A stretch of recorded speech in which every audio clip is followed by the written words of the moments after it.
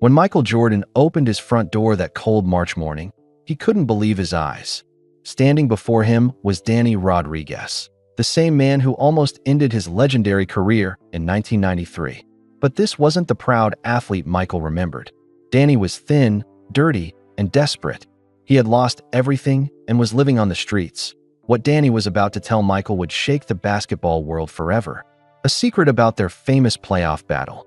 A truth about Michael's father's death.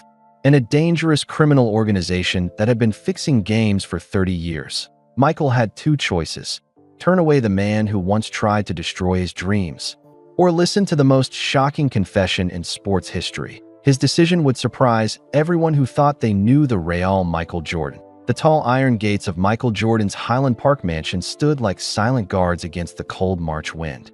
Snow covered the perfectly cut grass. The big house sat at the end of a long driveway, hidden from the busy Chicago streets. Marcus Williams had worked as a security guard at the mansion for 8 years. He knew every sound, every shadow, every person who came to visit. But on this Tuesday morning, something felt different. At 9:30 a.m., Marcus was drinking his hot coffee in the small guardhouse. He was reading the sports news on his phone when he saw movement near the front gate. A man was walking slowly up the long driveway. The man looked very thin. His clothes were old and dirty. His jacket had holes in it. His shoes were falling apart. Snow crunched under his feet as he walked. Marcus put down his coffee and stepped outside. "Sir," he called out, "this is private property. You can't be here." The man kept walking. He didn't seem to hear Marcus. Or maybe he was just too tired to care. Marcus jogged over to the man. Up close, he could see that the visitor looked sick. His face was very pale. His eyes looked empty and sad. But there was something about him that seemed familiar. "Sir, I need you to leave," Marcus said more gently. "Mr. Jordan isn't taking visitors today." The man finally stopped walking. He looked up at Marcus with tired eyes. "Please," the man said, in a quiet voice. "I need to see Michael. Tell him it's Danny Rodriguez." Marcus felt his heart skip a beat. That name sounded very familiar. Where had he heard it before? "Do you have an appointment?" Marcus asked. The man shook his head. "I don't have a phone. I don't have anything left. But Mike will remember me. We used to play basketball together." Marcus looked at the man more carefully. "Basketball player?" This thin, sick-looking man used to play basketball. "Wait here," Marcus said. "I'll call the house." But before Marcus could make the call, the front door of the mansion opened. Michael Jordan stepped outside. He was wearing a nice gray suit and looked ready to leave for a business meeting. Michael saw Marcus talking to someone near the gate. This was unusual. Most visitors came in cars and called ahead. "Marcus, what's going on?" Michael called out as he walked toward them. "This man says he knows you, Mr. Jordan," Marcus said. "Says his name is Danny Rodriguez." Michael stopped walking. His face went white like he had seen a ghost. "Danny," Michael whispered. The thin man looked up. "Hello, Mike. It's been a long time." Michael stared at the man for a full minute without saying anything. His mouth was open, but no words came out. This couldn't be Danny Rodriguez. The Danny Rodriguez Michael remembered was strong and fast. He was a great basketball player with a bright smile and expensive clothes. That Danny Rodriguez almost beat Michael Jordan in the 1993 playoffs. But this man looked like he hadn't eaten a good meal in weeks. His hair was gray and messy. His hands were dirty and shaking. "What happened to you?" Michael asked softly to Danny's eyes filled with tears. "Everything fell apart, Mike. I lost it all." Michael looked around quickly. He could see neighbors walking their dogs across the street. A few cars were driving by slowly. The drivers were looking at the famous basketball player talking to a homeless man. "Come inside," Michael said quickly. "We need to talk privately." Danny nodded. "Thank you, Mike. I wasn't sure you'd want to see me." "Of course I want to see you," Michael said. But his voice sounded confused and worried. Marcus watched as the two men walked toward the mansion. He still couldn't believe what he was seeing. Danny Rodriguez was the same player who gave Michael Jordan his toughest fight in the 1993 Eastern Conference playoffs. Now he was standing at Michael's door looking like he lived on the streets. But Marcus didn't know the real story. He didn't know why Danny had really come to see Michael after 30 years. He didn't know about the terrible secret Danny had been carrying all this time. And Marcus had no idea that this unexpected visit would change both men's lives forever. As the mansion door closed behind Michael and Danny, Marcus walked back to his guardhouse. He picked up his coffee, but it had gone cold. Somehow, he knew this was going to be a very long day. Inside the mansion, Danny Rodriguez was about to tell Michael Jordan a secret that would shake the basketball world. A secret about the 1993 playoffs that would make Michael question everything he thought he knew about his greatest victory. The conversation that was about to happen would lead to danger, chase scenes, and a shocking discovery that would change how people thought about professional basketball forever. But first, Danny had to find the courage to tell Michael the truth about what really happened 30 years ago. Inside the mansion, Michael led Danny to his big living room. The room was huge and beautiful. Shiny basketball trophies sat on shelves everywhere. Pictures of Michael's greatest games covered the walls. 6 NBA championship rings were displayed in a special glass case. Danny sat down slowly on a soft leather chair. He looked around at all the success that surrounded him. Golden awards sparkled in the sunlight coming through the windows. It made Danny feel even worse about his own failed life. "You want some coffee?" Michael asked. "Some food? You look like you haven't eaten in days." "Coffee would be really nice," Danny said quietly. "Thank you, Mike." Michael walked to the kitchen and called his helper, Maria. "Can you bring coffee and some sandwiches to the living room, please? And make the sandwiches big." When Michael came back, he sat down across from Danny. For a moment, neither man spoke. The silence felt heavy between them. "I can't believe you're really here," Michael said finally. "I haven't seen you since the playoffs?" Danny finished the sentence. 1993, Eastern Conference Semifinals. Bulls versus Knicks. Michael nodded slowly. He remembered that basketball series very well. It was one of the hardest 7 games he ever played. Danny Rodriguez had been the star player for the New York Knicks. For those 7 games, Danny played the best basketball of his entire life. Danny was fast like lightning on the court. He could make shots from anywhere. Most importantly, he wasn't scared of Michael Jordan like other players were. While most players got nervous playing against the great Michael Jordan, Danny seemed to play even better. "You were incredible that series," Michael said, smiling a little bit. "I remember Game 4. You scored 45 points that night." Danny's face lit up for the first time since arriving. "You remember that?" "How could I forget?" Michael said. "You made shots that seemed impossible. The crowd in New York went crazy every time you touched the ball. After the game, all the reporters were saying you might be better than me." "Almost beat you," Danny said, but his smile faded quickly. "But almost doesn't count in basketball, does it?" Michael remembered Game 7 like it happened yesterday. It was May 21st, 1993. Madison Square Garden was packed with screaming fans. Everyone knew this would decide who went to the Eastern Conference Finals. Danny had been amazing all series long. In Game 7, with 2 minutes left to play, the Knicks were winning 81-78. Danny had already scored 38 points. Michael had only scored 31 points, which was unusual for him. The crowd was going wild. They thought the Knicks were finally going to beat Michael Jordan and the Chicago Bulls. But then something happened that changed everything. "Your ankle," Michael said softly. Danny looked down at his hands. "Yeah, my ankle." With 1 minute and 47 seconds left in Game 7, Danny tried to make a quick move around Michael. He stepped on another player's foot and twisted his ankle badly. Danny fell to the ground, holding his leg and crying out in pain. The crowd got very quiet. Danny tried to keep playing, but he couldn't run the same way. He was limping badly. Michael saw his chance and took over the game. In the last minute and 47 seconds, Michael Jordan scored 8 straight points. The Bulls won the game 89-87. After the game, Michael was surrounded by reporters and cameras. Everyone wanted to talk to the winner. Danny was in the locker room, sitting alone with ice on his ankle. He was crying, but not because his ankle hurt. He was crying because he knew this was his best chance to beat Michael Jordan, and it was gone. "The doctors said your ankle would heal fine," Michael said. "What happened after that?" Maria brought coffee and thick sandwiches to the living room. Danny ate quickly, like he hadn't eaten in many days. Michael watched him and felt sad. "The ankle never felt the same," Danny said between bites. "The next season, I couldn't jump as high. I couldn't run as fast. I kept thinking it would get better, but it didn't." Michael had heard rumors that Danny struggled after 1993, but he was so busy winning championships that he didn't pay much attention. The Knicks traded me to Detroit after that season, Danny continued. The Pistons said I was too slow. They traded me to Sacramento. Each team I went to, I got worse and worse. By 1995, no NBA team wanted me anymore. What did you do when basketball ended? Michael asked. Danny's face got very dark. I tried coaching high school kids for a few years. That was okay. The kids liked me because I had played in the NBA, but it didn't pay much money. Then what? Michael asked. I used my savings from basketball to open a restaurant, Danny said. I thought it would be easy.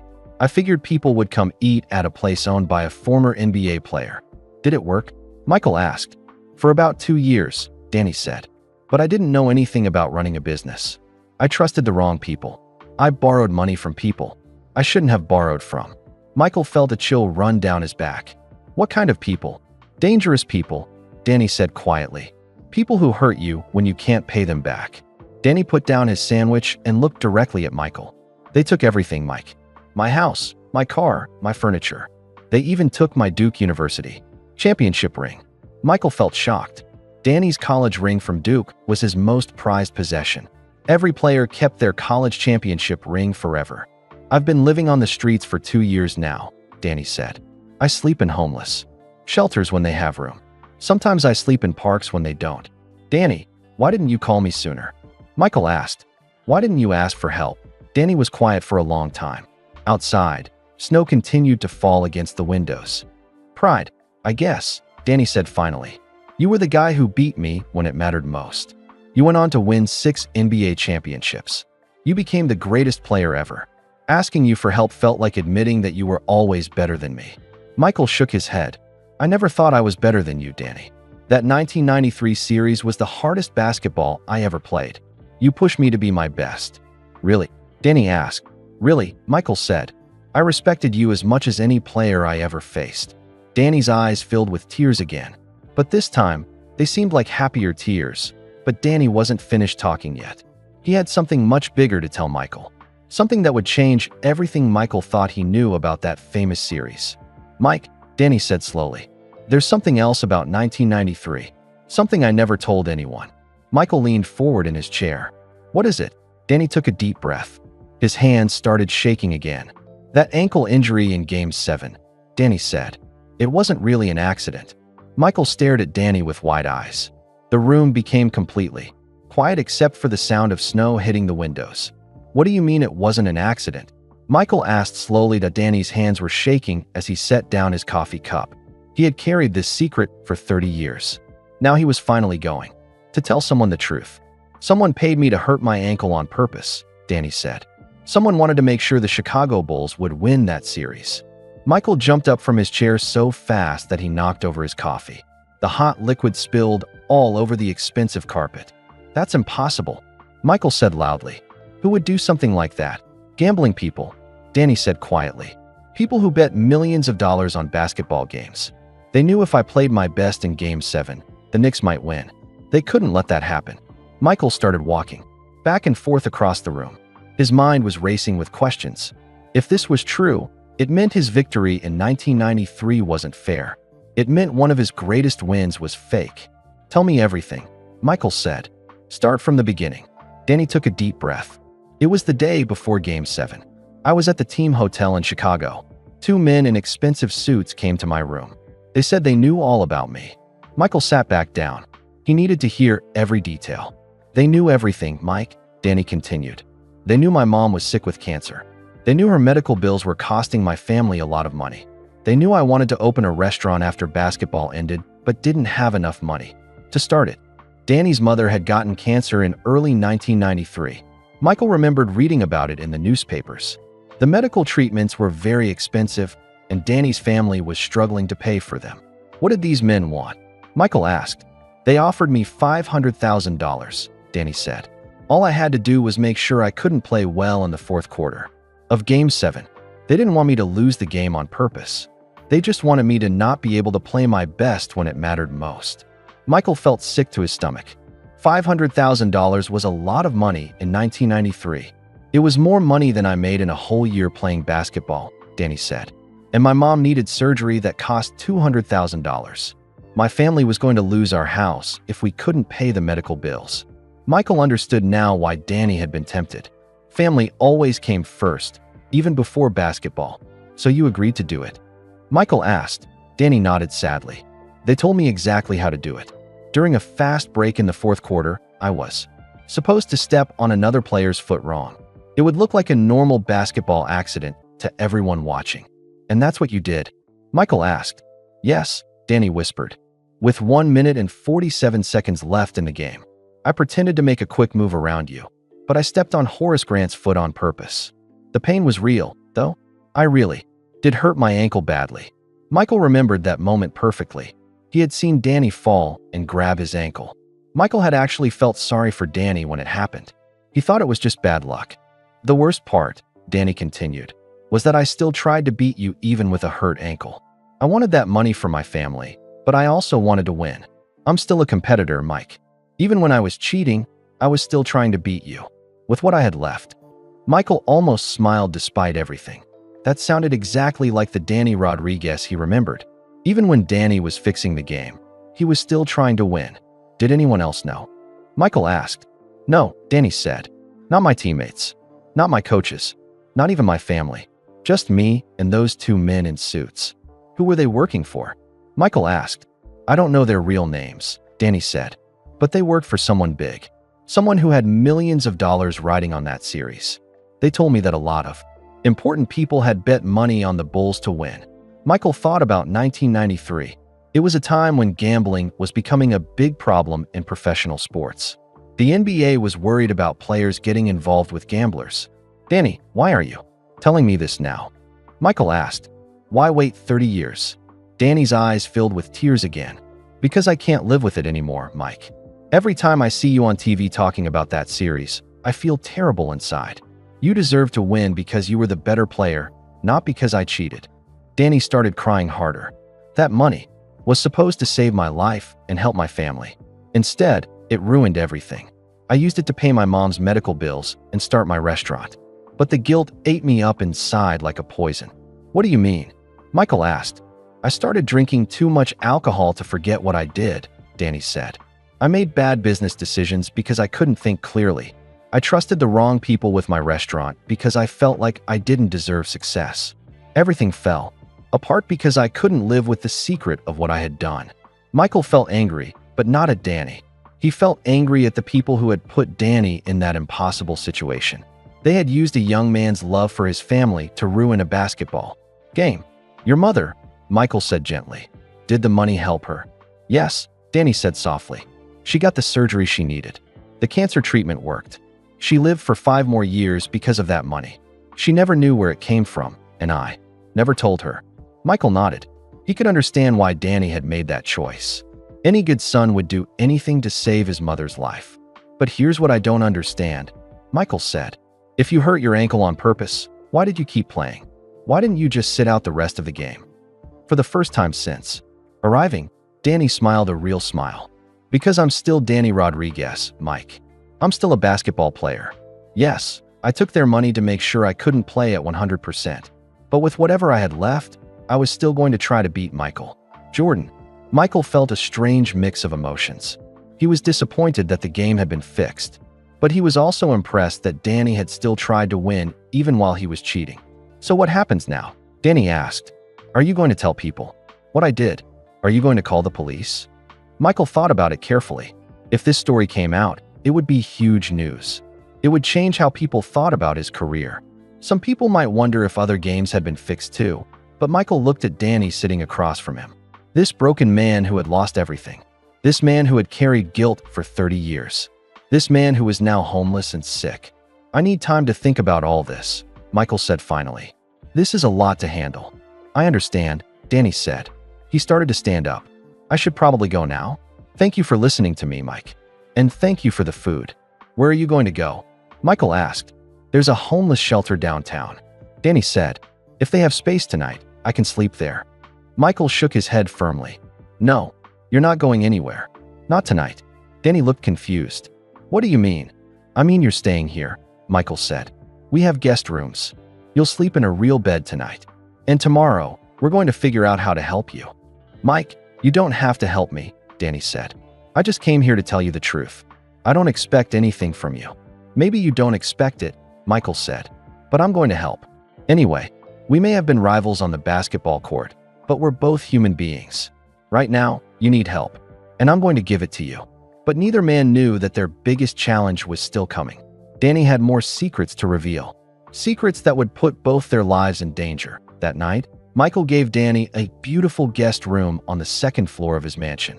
The bed was soft and warm. Clean towels hung in the bathroom. It was the first time Danny had slept in a real bed in 2 years, but Danny couldn't fall asleep.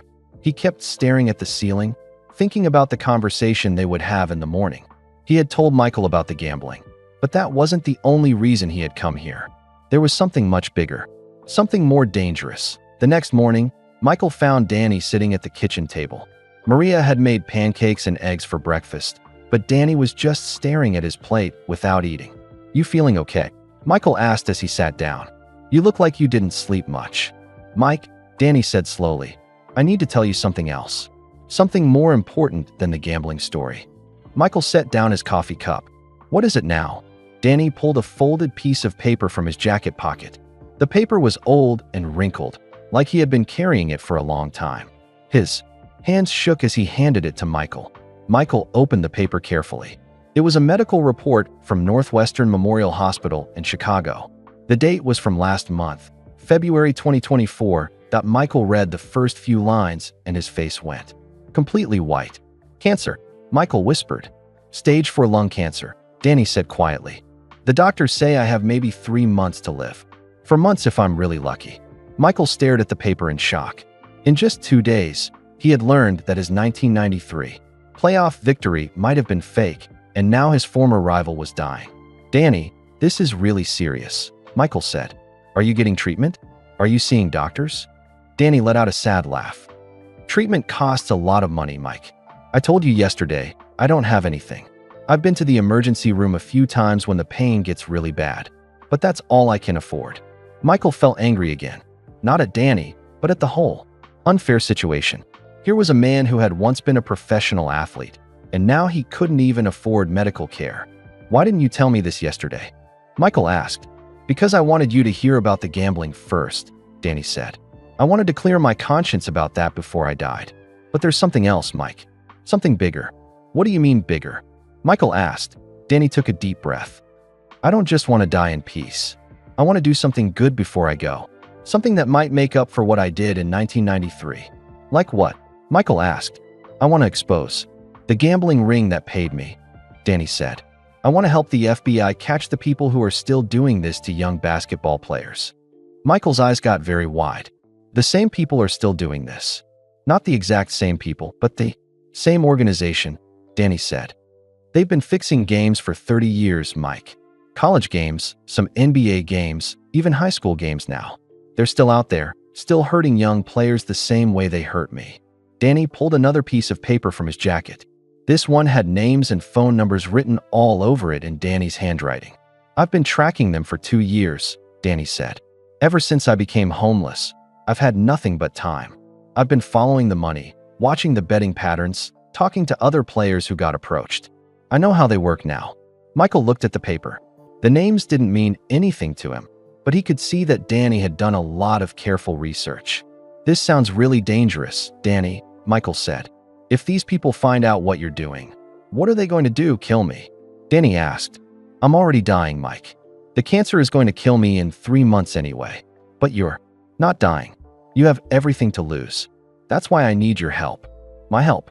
Michael asked. "I need someone they can't touch," Danny said. "Someone with enough money and power to fight them. Someone the public will believe when the story comes out." Michael understood now why Danny had really come to him.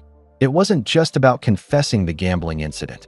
It wasn't just about getting help with his cancer. Danny wanted Michael to help him bring down the entire gambling operation. "Why me?" Michael asked. "Why not go to the FBI by yourself?" "I'm a homeless ex-basketball player with cancer," Danny said. "Who's going to believe me? But if Michael Jordan stands up and says this is happening, people will listen. The whole world will pay attention." Michael walked over to the kitchen window. Outside, he could see the city of Chicago in the distance. He thought about all the young basketball players out there right now, Players in high school and college who might be getting offered money to fix games. Players who might make the same terrible mistake Danny had made. What exactly are you asking me to do? Michael asked. Help me set up a meeting with the FBI, Danny said. Use your connections to make sure they take this seriously. And when the story comes out in the news, stand with me. Tell people that. You believe what I'm saying is true. Michael turned around to face Danny. If I do this, it's going to change everything for me. People will start questioning all my wins. They'll wonder how many other games were fixed during my career. I know, Danny said sadly, and I'm sorry for that. But think about how many young players we could save from making the same mistake I did. Michael thought about his own sons, Marcus and Jeffrey, who were starting to get interested in basketball. He thought about all the kids who looked up to him as a hero. Did he want them playing in a sport where games could be bought and sold? There's something else, Danny said very quietly. Michael felt tired. What now? The people who paid me in 1993, Danny said. I found out who was really behind it all. Michael felt his heart start beating faster. Who was it? Danny hesitated. This was the biggest secret of all, the one that would shock Michael the most. It was someone you knew, Danny said. Someone who was close to professional basketball. Someone who had access to inside information about the teams and players. Just tell me who it was, Michael said. Danny looked Michael straight in the eyes. It was Charles Oakley. Michael felt like someone had punched him in the stomach. Charles Oakley was one of his former teammates on the Chicago Bulls. They had played together for several years. Oakley was someone Michael had trusted like a brother. That's impossible, Michael said. Oak would never do something like that. He was my teammate. He was my friend. He didn't do it for money, Danny said. Quickly, he did it because he owed the gambling people a favor. They had helped him with some kind of problem he had in New York. In return, he had to give them inside information about team injuries and game plans. Michael sat down hard in a chair. Charles Oakley had been like a big brother to him when Michael was young in the NBA. The idea that Oakley was involved in fixing games made Michael feel sick and betrayed. Do you have proof of this? Michael asked. I have phone records, Danny said. I have bank statements. I have photographs. I have everything. Danny pulled out a thick envelope from inside his jacket. Inside were copies of documents, old photographs, and financial records. I've spent 2 years putting this together, Danny said. I wanted to make sure I had solid evidence before I came to you. Michael looked through some of the papers. There were phone calls between Oakley and known gamblers. There were bank deposits that matched the money Danny had been paid. There were even photos of Oakley meeting with suspicious-looking people in dark restaurants. This could destroy his life, Michael said. He helped destroy mine, Danny said, firmly, and he's still helping them destroy other players. This has to stop, Mike. Michael felt torn between two feelings. On one side, he wanted to protect his former teammate and friend. On the other side, he knew Danny was right. If this was still happening to young players, it had to be stopped. I need time to think about all this, Michael said. I don't have much time left, Danny reminded him. 3 months, remember? Maybe 4 if I'm lucky. Michael looked at Danny sitting across from him. This man who had once been his greatest rival was now asking him to risk everything to do what was right. Okay, Michael said finally. I'll help you, but we have to do this the right way. We need to gather more evidence. We need to make sure we have everything perfect. And we need to get you proper medical treatment for your cancer. Danny's eyes filled with tears of relief. Thank you, Mike. You don't know how much this means to me. We're going to do this together, Michael said, like teammates. But neither of them knew that someone had been listening to their entire conversation. And that person was about to make a phone call that would put both of their lives in serious danger. Marcus Williams had been worried about his boss all morning. In 8 years of working for Michael Jordan, he had never seen him look so upset. When Marcus went to bring some mail to the house, he heard voices coming from the kitchen. Marcus didn't mean to listen in on private conversations. But when he heard the word gambling, he stopped walking. Then he heard Charles Oakley and FBI. His feet wouldn't move. Marcus pressed his ear closer to the kitchen door. He heard everything.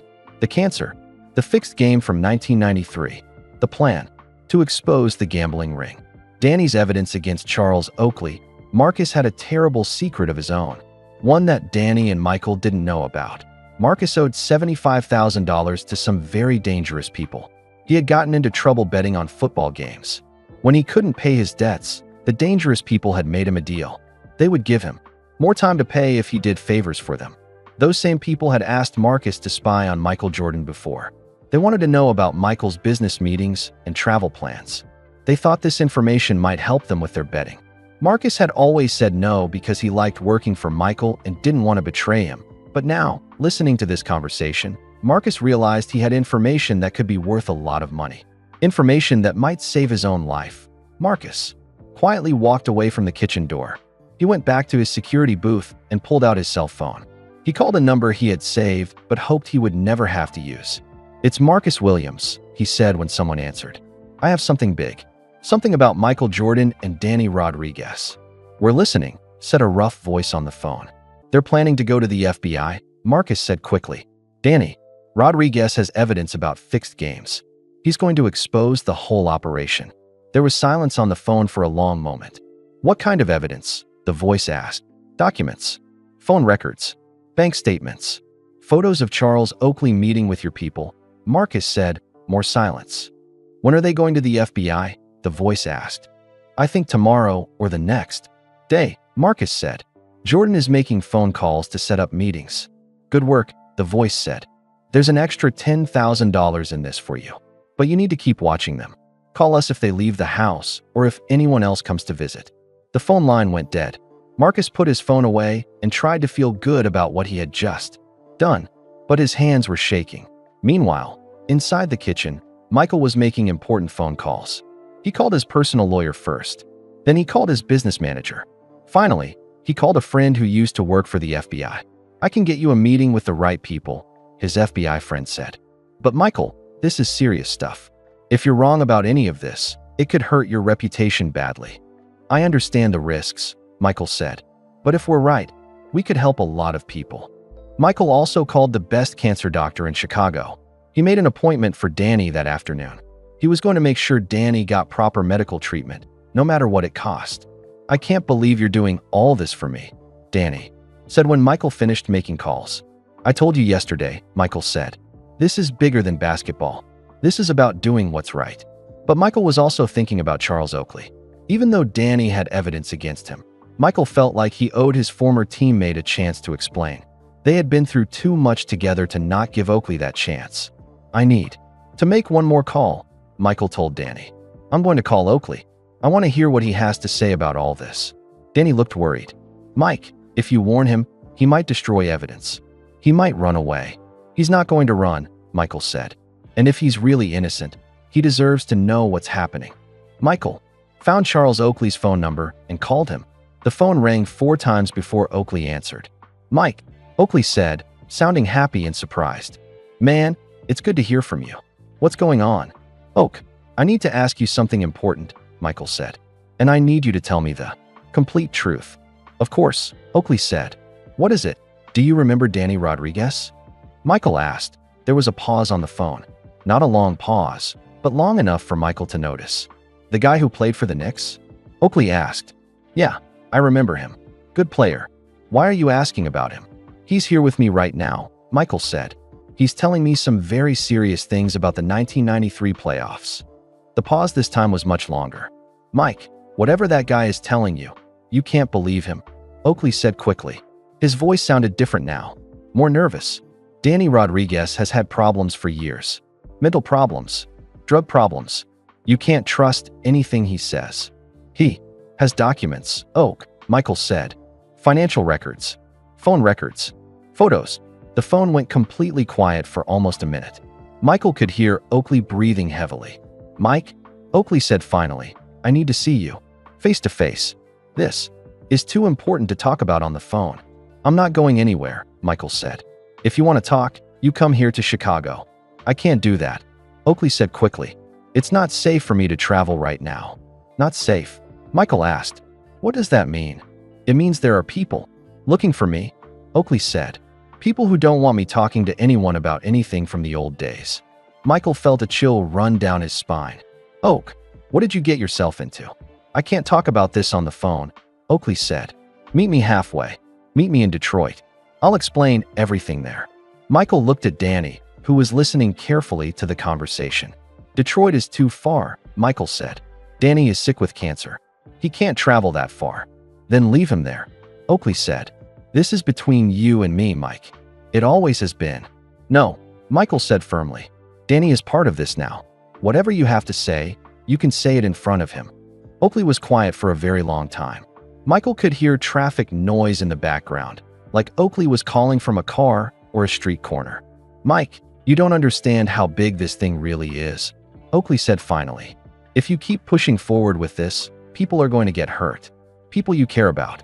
"Is that a threat?" Michael asked. "It's a warning," Oakley said. "From someone who cares about you and wants to keep you safe." "Safe from who?" Michael asked, but the phone line went dead. Oakley had hung up. Michael stared at his phone. His former teammate had just threatened him, or warned him. Michael wasn't sure which one it was. "What did he say?" Danny asked. "He wants to meet with me," Michael said. "But not here, and not with you there." "I told you he was guilty," Danny said. "An innocent person would come here and explain everything. A guilty person runs away and makes threats." Michael nodded slowly. He was starting to believe that Danny was telling the truth about everything. But they didn't know that across town, Marcus the security guard was sitting in a parking lot, meeting with two men in a black car. He was telling them everything he had heard, and he was accepting an envelope full of money in return. The two men listened carefully to Marcus's report. When he finished talking, one of them made a phone call.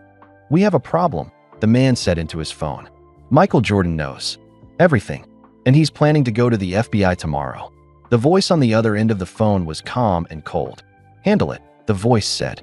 "Do whatever you have to do, but make sure they don't make it to that FBI meeting." "What about Jordan?" the man asked.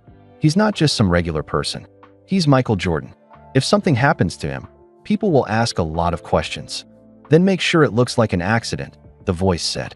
"And make sure the Rodriguez guy doesn't survive to tell his story to anyone." The phone line went dead. The two men looked at each other. They had just been given orders to kill Michael Jordan and Danny Rodriguez. It was the biggest and most dangerous job they had ever been asked to do. One of the men pulled out his phone and made another call. "We're going to need more people for this job," he said, "and we're going to need them tonight." Back at the mansion, Michael and Danny had no idea that their lives were now in serious danger. They were planning their trip to see the FBI. They thought the biggest risk was what might happen to their reputations. They had no idea that some very dangerous people were making plans to make sure they never lived to tell their story. But Michael Jordan had not become the greatest basketball player in the world by giving up when things got difficult. And he was about to discover that his competitive spirit worked just as well off the basketball court as it did on it. Michael and Danny left the mansion at 2:30 p.m. in Michael's black Mercedes. They were driving to Northwestern Memorial Hospital for Danny's appointment with the cancer doctor. The appointment was at 3:30 p.m., which gave them plenty of time to get there. Michael had decided to drive himself instead of using his regular driver. He wanted privacy so they could talk about their plan to meet with the FBI. But that decision might have saved their lives that a professional driver would have taken the main highways into downtown Chicago. Michael chose to take back roads that he knew from growing up in the city. That made it much harder for anyone following them to guess where they were going. "You see that blue car?" Michael asked Danny as they drove through a quiet neighborhood. Danny looked in the side mirror. "The one that's been behind us since we left your house." "That's the one," Michael said. "I think we're being followed." Danny felt his heart start beating faster. "What should we do?" Michael smiled. It was the same competitive smile he used to get before important basketball games. "We're going to find out how serious they are," Michael said. Michael suddenly turned right onto a street that led back toward his mansion. If the blue car was just going in the same direction by accident, it would keep going straight. If they were really being followed, the car would turn too. The blue car turned right. "Okay," Michael said calmly. "Now we know for sure." Danny was getting scared. "Maybe we should call the police." "And tell them what?" Michael asked. "That a car is driving on the same roads we are. We need proof that they're actually following us." Michael made 3 more quick turns. Left, then right, then left again. Each time, the blue car followed them perfectly. "I'm going to try something," Michael said. "Hold on tight." Michael suddenly pressed hard on the gas pedal. The Mercedes shot forward like a rocket. In just a few seconds, they were going 65 miles per hour on a street where cars usually went 25 behind them. The blue car sped up too, but it couldn't keep up with Michael's powerful car. Within 2 minutes, Michael had left them far behind. "Where did you learn to drive like that?" Danny asked, holding onto his seat belt tightly. "When you're famous, people sometimes follow you," Michael said. "Not usually for dangerous reasons, but you learn to be careful. I took some defensive driving classes years ago." They drove quietly for a few minutes. Michael kept checking his mirrors, but the blue car was nowhere to be seen. "I think we lost them," Michael said, but just as he said those words, a black SUV pulled out of a side street right in front of them.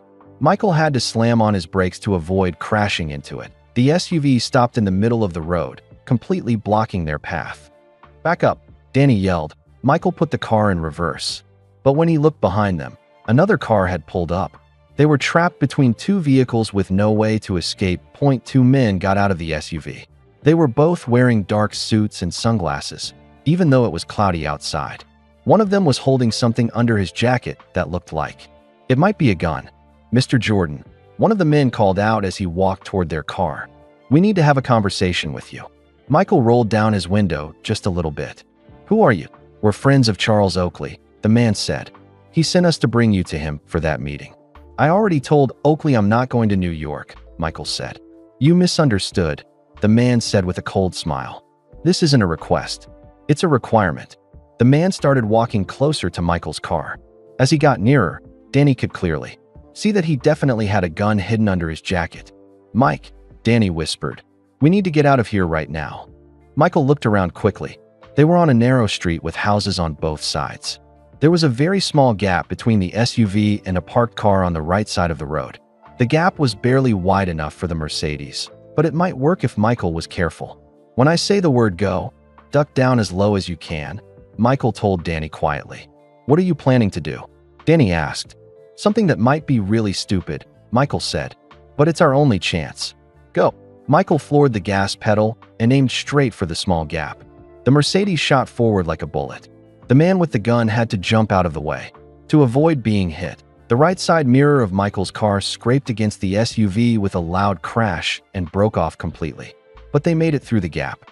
"Yes," Danny yelled as they sped away. But their celebration didn't last long.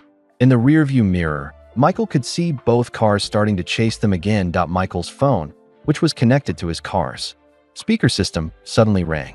The caller ID said unknown number. "Michael Jordan," he answered. "Very impressive driving," said a voice Michael didn't recognize. "But you're only making this harder on yourself." "Who is this?" Michael demanded. "Someone who wants to have a friendly conversation with you and Mr. Rodriguez," the voice said. "Pull over now, and nobody gets hurt."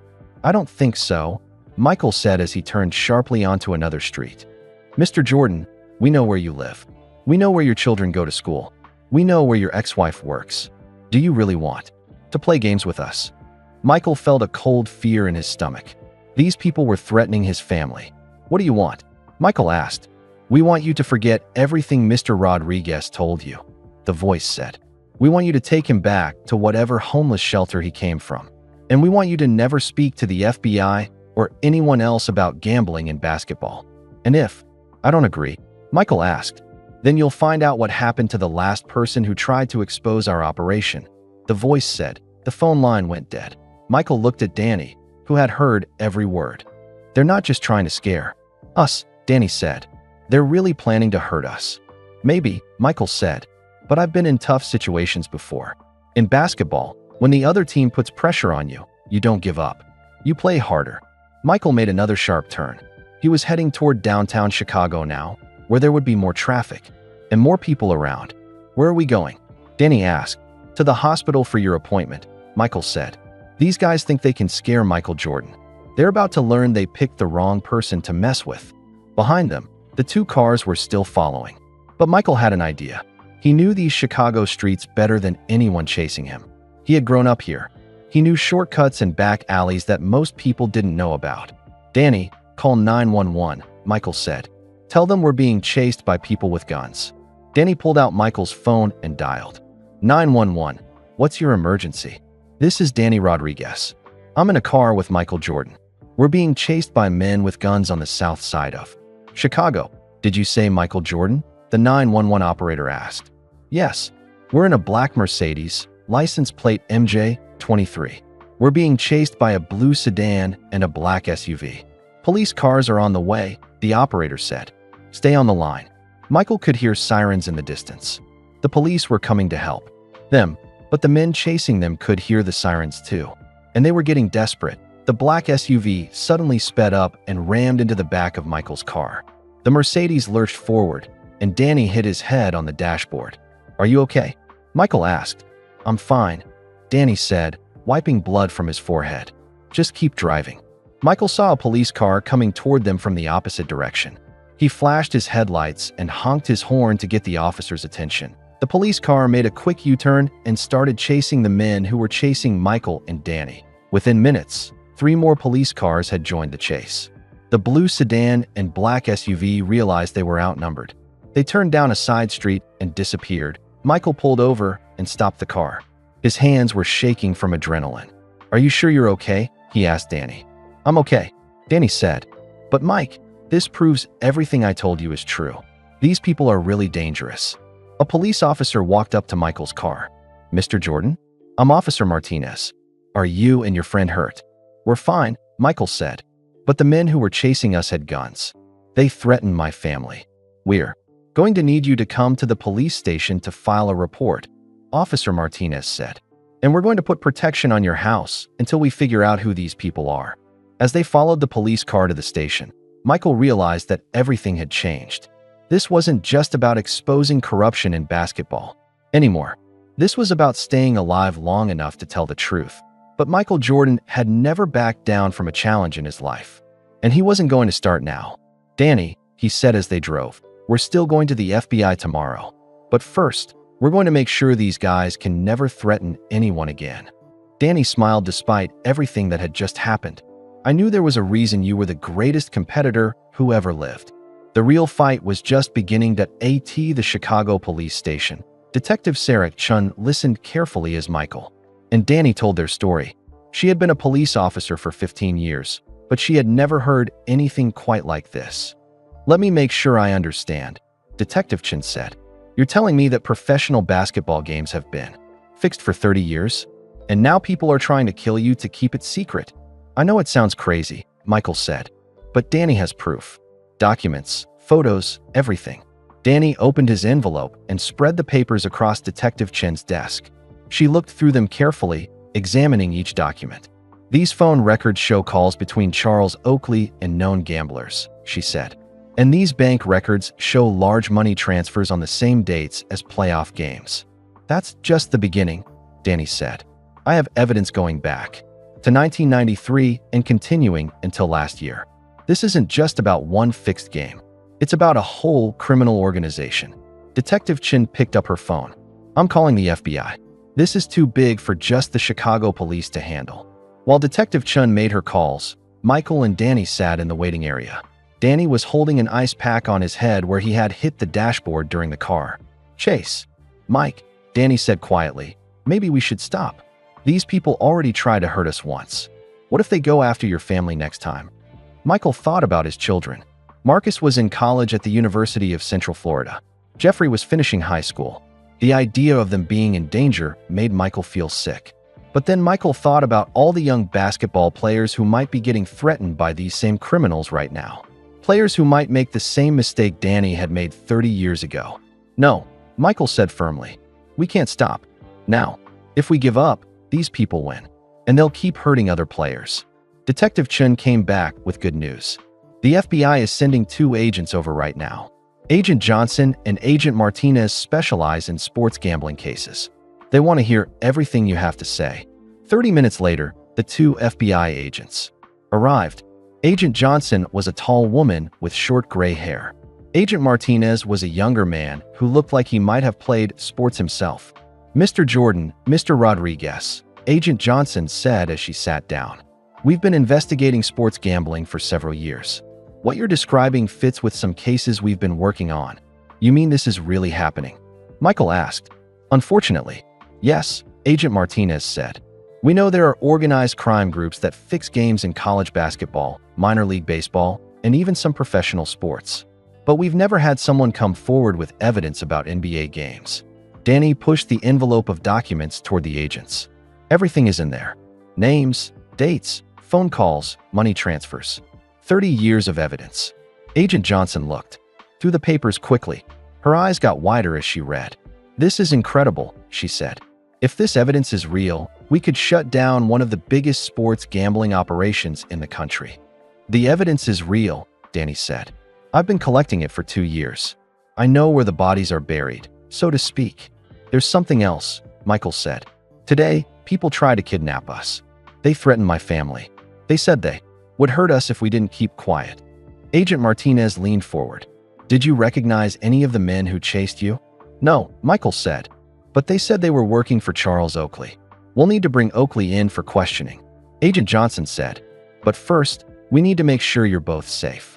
"What do you mean?" Danny asked.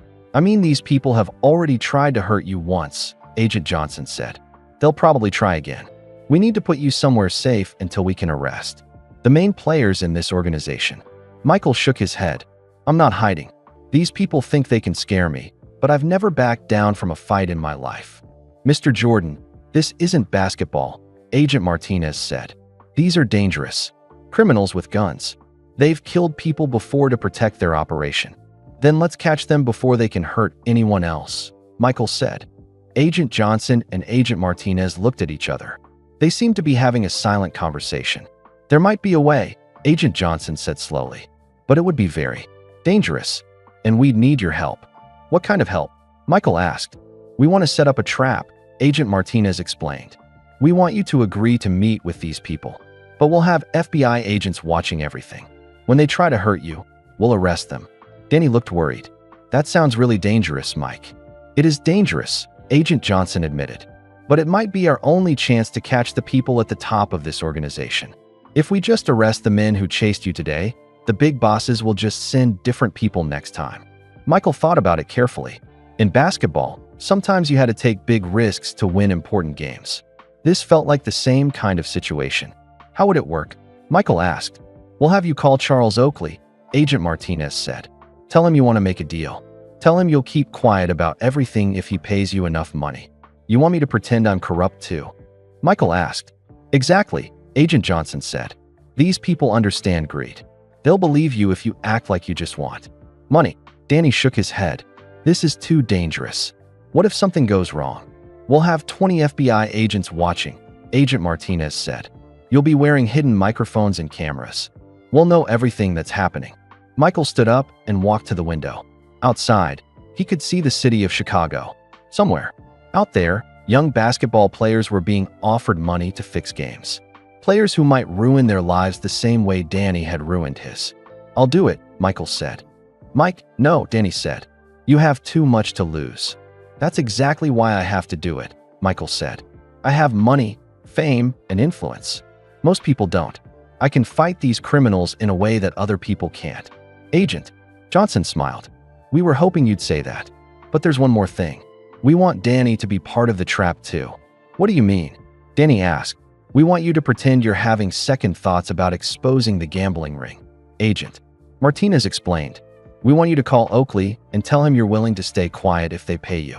"But I'm dying of cancer," Danny said. "What would I need money for?" "Medical treatment," Agent Johnson said. "Tell them you want enough money to pay for cancer treatment. Tell them you want to live long enough to enjoy being rich." Danny thought about it. He had spent 2 years planning to expose these criminals. Now the FBI was asking him to pretend he wanted to join them instead. "If this works," Danny said, "will you really be able to stop them?" "If this works," Agent Johnson said, "we'll arrest everyone involved. Charles Oakley, the men who chased you today, and the bosses who give the orders. We'll shut down their entire operation." Danny looked at Michael. "What do you think?" "I think we have to try," Michael said. "This might be our only chance to stop them." "Okay," Danny said finally. "I'll do it. But if I'm going to die anyway, I want to make sure these criminals go to prison first." Agent Martinez pulled out his phone. "We'll need a few hours to set everything up. We'll have to get you the right equipment and brief our agents on the plan." "How long will this take?" Michael asked. "We can have everything ready by tomorrow afternoon," Agent Johnson said. "You'll call Oakley tomorrow morning and set up a meeting for the evening." "Where will the meeting be?" Danny asked. "Somewhere public, but not too crowded," Agent Martinez said. "Maybe a restaurant or a hotel lobby." somewhere our agents can blend in but still protect you. As they left the police station, Michael felt nervous but determined. In a few hours, he would be face to face with the people who had tried to kill him. But this time, he would have the FBI on his side. "Danny," Michael said as they got into a police car that would take them to a safe hotel, "are you sure you want to do this? You don't have to. You've already given the FBI everything they need." "I've been carrying this guilt for 30 years, Danny said. "If I can help catch these people before I die, maybe I can finally make up for what I did in 1993. Michael nodded. Tomorrow would be the most important game of their lives. And unlike basketball, if they lost this game, they might not live to play another one. But Michael Jordan had built his career on winning games when everything was on the line. And he wasn't planning to start losing now. The next morning, Michael and Danny woke up in a safe house that the FBI had set up for them. It was a small apartment on the north side of Chicago. FBI agents were watching the building from cars parked across the street. Agent Johnson arrived at 9 a.m. with coffee and breakfast sandwiches. She also brought the equipment they would need for their dangerous plan. "These are special microphones," she explained, showing them tiny devices that looked like shirt buttons. "They'll record everything that's said during your meeting. And these are mini cameras that will go in your jacket pockets." Danny picked up one of the microphones. It was so small he could barely see it. "Will Charles Oakley be able to tell we're wearing these?" "Not unless he knows exactly what to look for," Agent Johnson said. "But we'll also have 20 agents in the restaurant where you're meeting. Some will be dressed as customers, some as waiters. If anything goes wrong, help will be there in seconds." Michael was practicing what he would say to Oakley on the phone. The FBI had written a script for him, but he wanted it to sound natural. "Remember," Agent Martinez said, "you need to sound greedy but scared. Make Oakley think you're only doing this for money. Don't sound too brave, or he'll get suspicious." At 10 a.m., it was time to make the call.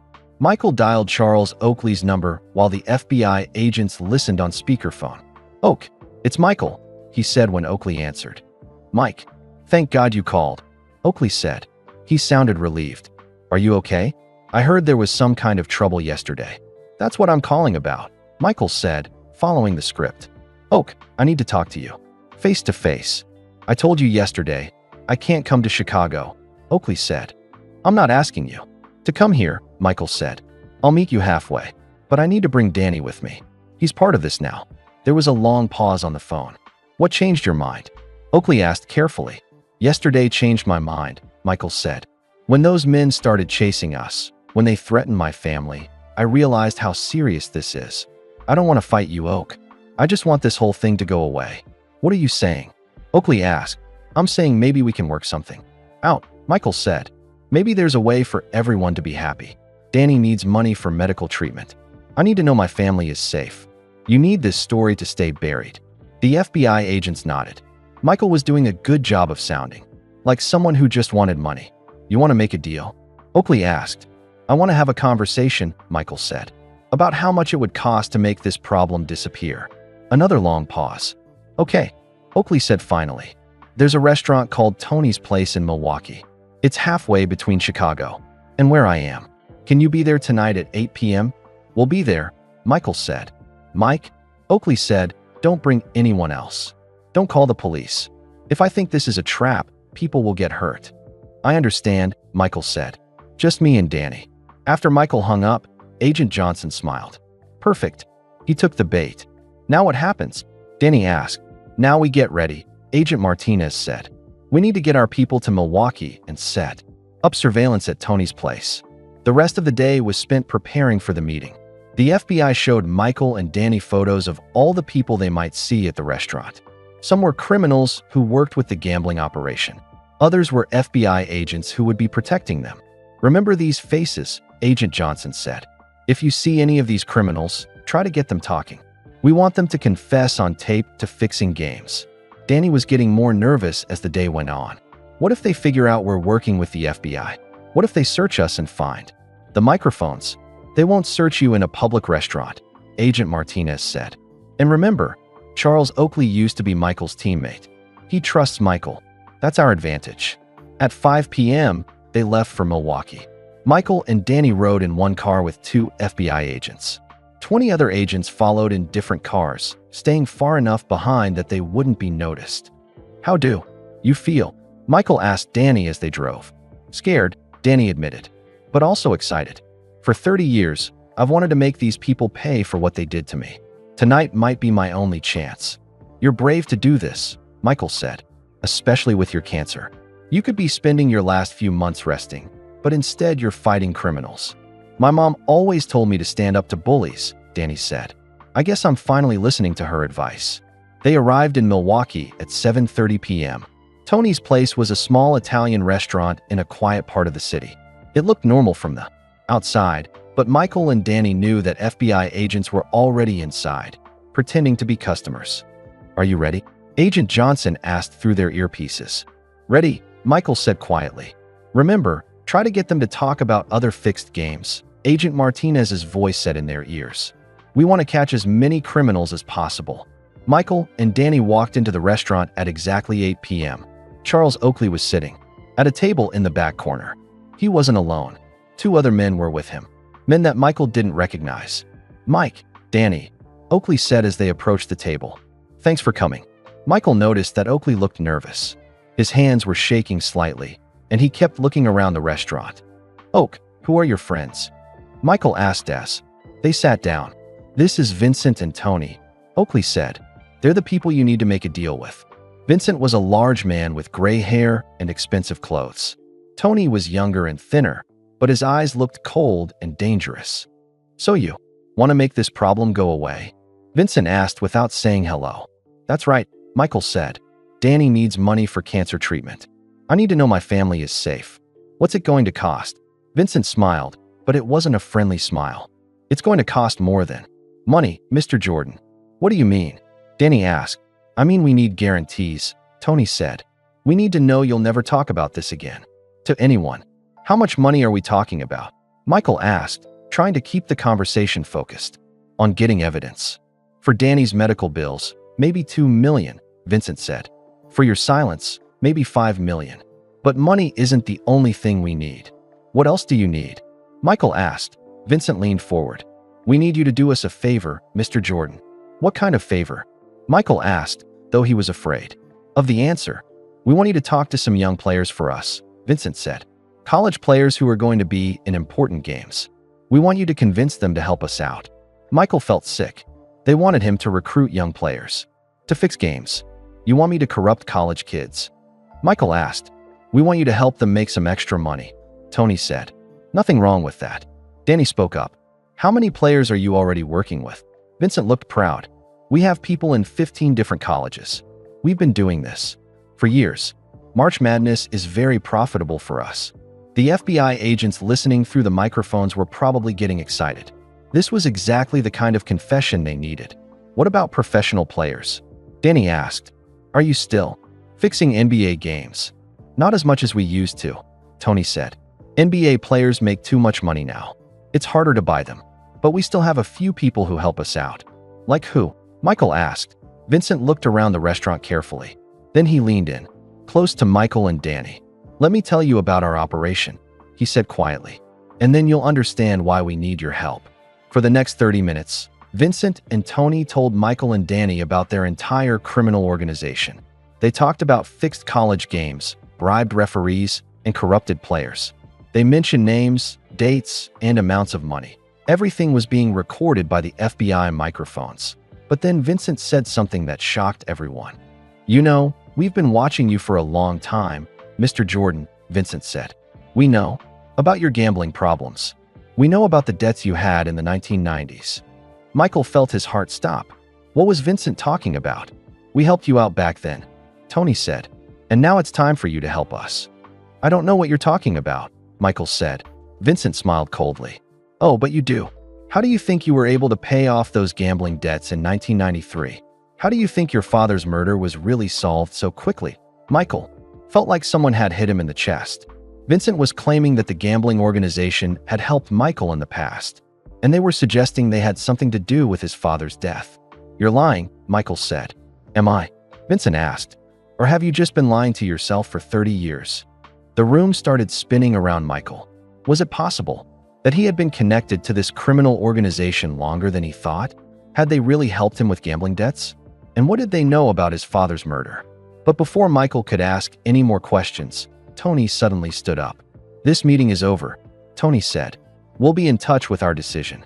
As the criminals left the restaurant, Michael sat frozen in his chair. The FBI had gotten everything. They needed to make arrests. But Michael had learned something that might destroy his entire legacy, and Danny was about to reveal the biggest secret of all. Back in the FBI safe house that night, Michael sat on the couch staring at the wall. He hadn't spoken since leaving the restaurant. Agent Johnson and Agent Martinez were excited about all the evidence they had recorded, but Michael looked like he was in shock. "Mike," Danny said gently, "are you okay?" Michael looked up with confused eyes. "Danny, what if they were telling the truth? What if I really did take money from these people back in 1993? "You don't remember taking any money?" Danny asked. "I remember having gambling debts," Michael said slowly. "I remember owing a lot of money to some casino people in Atlantic City. And I remember that somehow, the debts just disappeared. I always thought my agent worked something out." Agent Johnson was listening carefully. "Mr. Jordan, if you had connections to this gambling organization, we need to know about it. It doesn't change anything about tonight, but it could help our investigation." "I honestly don't remember," Michael said. "Maybe I didn't want to know where the help came from." Danny walked over and sat next to Michael on the couch. "Mike, there's something I need to tell you. Something I should have told you from the beginning." Michael looked at his former rival. "What now, Danny? I don't think I can handle any more secrets." "This one is different," Danny said. "This one might actually make you feel better." Danny took a deep breath. "Mike, I didn't come to your house just to confess about the fixed game. And I didn't come just to expose the gambling ring." "Then why did you come?" Michael asked. "I came to tell you the truth about your father's death," Danny said quietly. The room became completely silent. Michael's father, James Jordan, had been murdered in 1993, just a few months after the playoffs where Danny had hurt his ankle. It was one of the most painful times in Michael's life. "What do you know about my father?" Michael asked, his voice barely a whisper. "More than I should," Danny said, "and more than I ever wanted to." Agent Johnson and Agent Martinez moved closer. This was completely new information. "Tell me everything," Michael said. Danny stood up and walked to the window. "After I took the money to fix that game, I thought it was over. I thought I would just keep the secret forever and move on with my life. But they didn't let me go." "What do you mean?" Michael asked. "They kept calling me," Danny said. "They wanted me to fix more games. They wanted me to recruit other players. They said if I didn't help them, they would tell everyone what I had done in the playoffs." Michael felt his heart start beating faster. "So you kept working with them?" "For a while," Danny said sadly. "They made me approach other players on different teams. I hated it, but I was scared of what would happen if I said no." "What does this have to do with my father?" Michael asked. Danny turned around to face Michael. "In July 1993, they gave me a special assignment. They wanted me to approach you directly." Michael stood up from the couch. "They wanted you to get me to fix games." "Yes," Danny said. "They said if I could get Michael Jordan to work with them, they would let me go. They would never bother me again." "But you never approached me," Michael said. "Because I couldn't do it," Danny said. "You were the best player in the world. You had everything. I couldn't destroy your life the way they had destroyed mine." Agent Martinez was taking notes. "So what happened when you refused?" "They got angry," Danny said. "Really angry. They said if I wouldn't help them get to Michael Jordan, they would find another way." Michael felt a cold chill run down his spine. "Another way to get to me?" "They said they would find someone close to you," Danny said. "Someone they could use to pressure you." Michael's hands started shaking. "My father. Your father liked to gamble, Mike," Danny said gently. "He went to casinos. He played poker games. They found out about that." Michael knew this was true. His father had enjoyed gambling, but it had never seemed like a serious problem. "They approached your father at a casino in North Carolina," Danny continued. "They offered him a lot of money to help them. All he had to do was convince you to miss some free throws in important games. Just small things that wouldn't be obvious." "My father would never do that," Michael said firmly. "You're right," Danny said. "He told them no. He said he would never ask you to do anything dishonest." Agent Johnson leaned forward. "So what happened next?" Danny's eyes filled with tears. "They killed him, Mike. They murdered your father because he wouldn't help them corrupt you." Michael felt like the room was spinning. His father had been killed by the same criminals who had paid Danny to fix games. His father had died protecting Michael's integrity. How do you know this? Agent Martinez asked. Because they told me, Danny said. They called me after it happened. They said this is what happens to people who don't cooperate with them. They said if I ever tried to expose them, they would kill more people I cared about. Michael sat back down heavily. So for 30 years, you've known that these people killed my father? Yes, Danny whispered. And I've hated myself every day for not stopping them somehow. Why didn't you go to the police back then? Agent Johnson asked. With what proof? Danny said. I was already guilty of fixing a basketball game. Who would believe me? And besides, they threatened to kill my mother if I talked. Michael looked up at Danny. Is that the real reason you came to me now? Because you're dying and you want to finally get justice for my father. Partly, Danny said, but also because I found out they're planning to kill more people. They're getting desperate because sports betting is becoming legal in more states. They're losing control of their operation. Who else are they planning to kill? Agent Martinez asked. Young players who refuse to work with them, Danny said. College kids who say no to fixing games. They used to just threaten these kids, but now they're actually hurting them. Danny pulled out another piece of paper from his jacket. 3 college players have been killed in the last 2 years. The police think they were random crimes, but they weren't. These kids all said no to fixing games. Agent Johnson looked at the paper. It had names, dates, and newspaper clippings about 3 different deaths. This is enough evidence to shut them down forever, she said. But Danny, why didn't you come forward sooner? Because I was a coward, Danny said simply. I was afraid to die, but now that I'm dying anyway, I figured I might as well do something brave for once in my life. Michael stood up and walked over to Danny. For a moment, it looked like he might hit him, but instead, Michael hugged his former rival. Thank you, Michael said. Thank you for finally telling me the truth about my father. I'm sorry it took so long, Danny said, crying now. I'm sorry. I let you think it was just a random crime for 30 years. You were scared, Michael said. I understand that.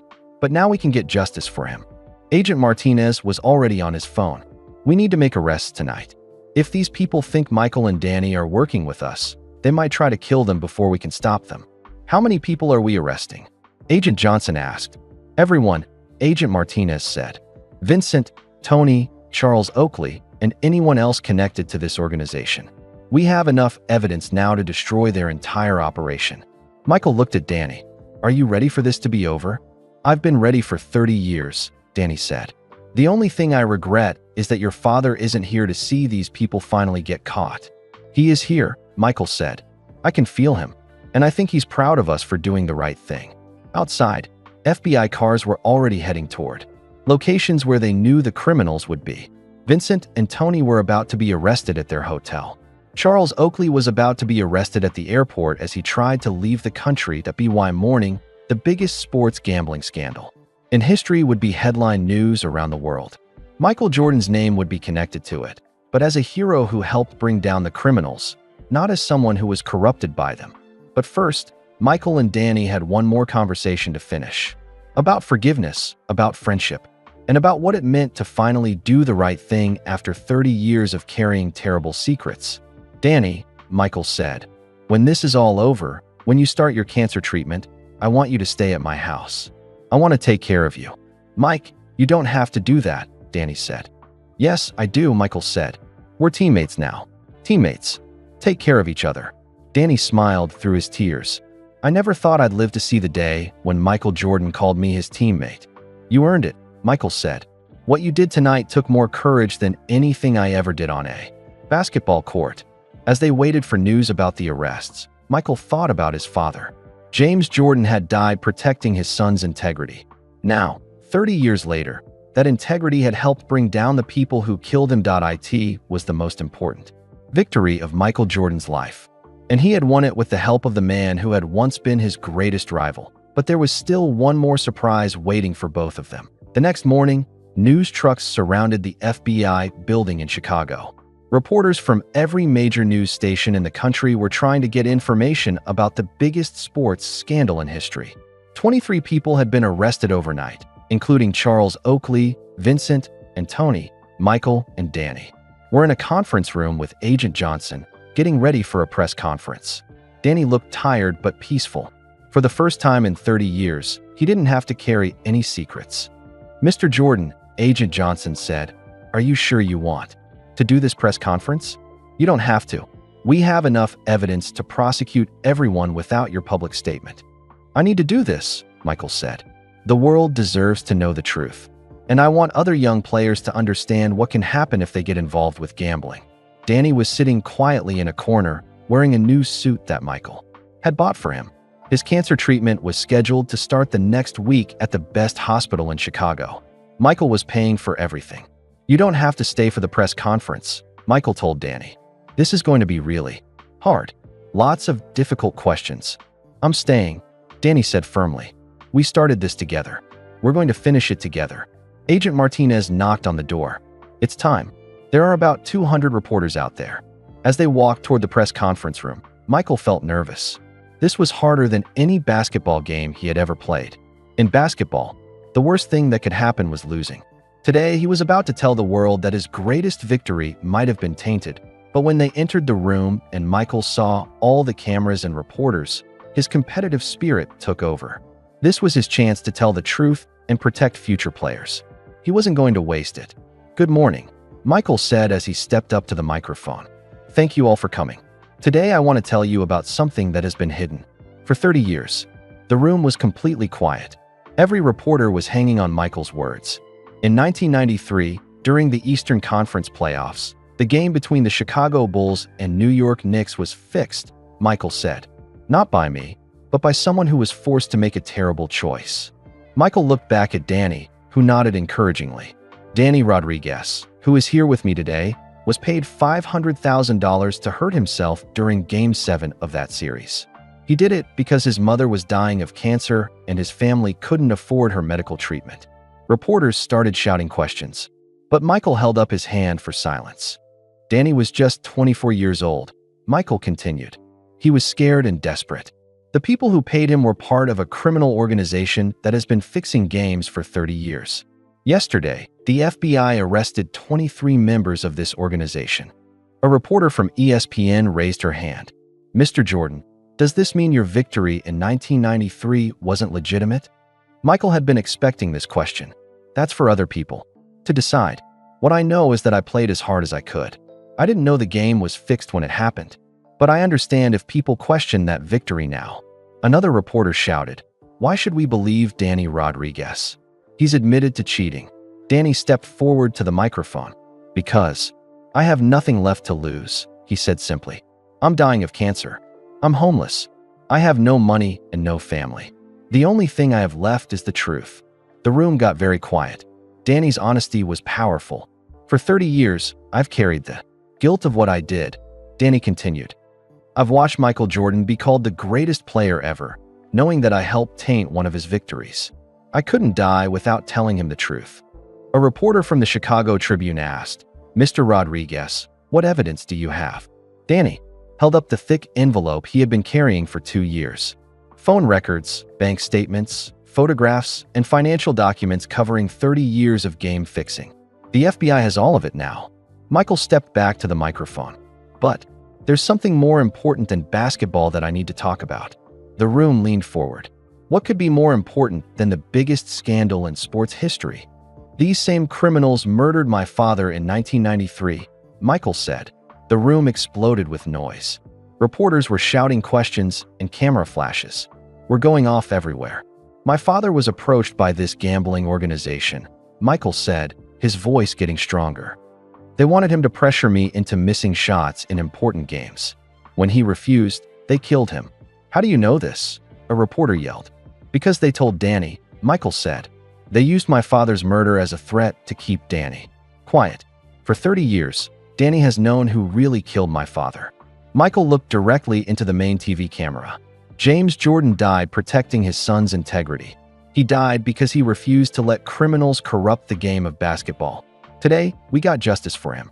A reporter from Sports Illustrated asked, "Mr. Jordan, are you angry at Danny Rodriguez for keeping this secret so long?" Michael thought about the question carefully. "I was angry at first, but then I realized that Danny was a victim too. He was young and scared. These criminals threatened to kill his mother if he talked. I understand why he stayed quiet. "What's your relationship now?" another reporter asked. Michael smiled and put his arm around Danny's shoulders. "Danny Rodriguez was my rival for one basketball series. But he's been carrying guilt and pain for 30 years because of what happened to my family. Now he's my friend." The questions continued for another hour. Michael and Danny answered everything honestly. They talked about the fixed games, the murdered players, and the criminal organization that had been stopped. Finally, a young reporter from a college newspaper raised her hand. "Mr. Jordan, what do you want young basketball players to learn from this?" "I want them to learn that no amount of money is worth your integrity," Michael said. "Danny made one mistake when he was young, and it destroyed his life. But I also want them to know that it's never too late to do the right thing." Michael looked at Danny again. Danny Rodriguez showed more courage in the last week than most people show in their entire lives. "He risked everything to stop these criminals and get justice for my father." After the press conference, Michael and Danny went back to Michael's mansion. The whole world was talking about their story. Every news channel was showing highlights from the press conference. They sat in Michael's living room, watching the coverage on TV. Danny looked exhausted but happy. "Do you think we did the right thing?" Danny asked. "I know we did," Michael said. "Look at this." Michael pointed to the TV, where a college basketball player was being interviewed. The player was talking about how he had been approached by gamblers, but decided not to take their money after hearing Michael and Danny's story. "We probably just saved that kid's life," Michael said. Danny smiled. "Your father would be proud. He would be proud of both of us," Michael said. Over the next few weeks, more young players came forward with stories about being approached by gamblers. The FBI investigation grew bigger and bigger. Dozens more arrests were made. The entire criminal organization was destroyed. Danny started his cancer treatment at Northwestern Memorial Hospital. The doctors said the cancer was very advanced, but the treatment might give him extra time. Michael visited him every day. "I have something for you," Michael said during one visit. He handed Danny a small box. Danny opened it and gasped. Inside was a championship ring, not from the NBA, but from Danny's college days at Duke University. The same ring that had been taken from him when he lost everything. "How did you get this?" Danny asked with tears in his eyes. "I bought it back from the people who took it," Michael said. "I thought you should have it." Danny put the ring on his finger. It still fit perfectly. "Mike, I don't know how to thank you for everything you've done," Danny said. "You don't need to thank me," Michael said. "You gave me something more valuable than anything I could give you." "What's that?" Danny asked. "You gave me the truth about my father," Michael said. "You helped me understand that he died as a hero. That's worth more than all the money in the world." 6 months later, Danny Rodriguez passed away peacefully in his sleep at Michael Jordan's mansion. He was surrounded by the best medical care that money could buy. But more importantly, he was surrounded by friendship and forgiveness. At Danny's funeral, Michael gave a speech that surprised everyone. "Danny Rodriguez was called my rival," Michael said to the crowd. "But rivals compete against each other and then move on. Danny and I became something more important. We became teammates in the fight for truth." Michael looked out at all the people who had come to honor Danny. There were former basketball players, FBI agents, reporters, and young players whose lives had been saved by Danny's courage. "Danny made a mistake when he was young," Michael continued. "But he spent the rest of his life trying to make up for it. In the end, he saved more lives than that mistake ever hurt." The biggest surprise came at the end of Michael's speech. The Michael Jordan Foundation is creating the Danny Rodriguez Scholarship, Michael announced. "Every year, we'll give money to help young basketball players get an education.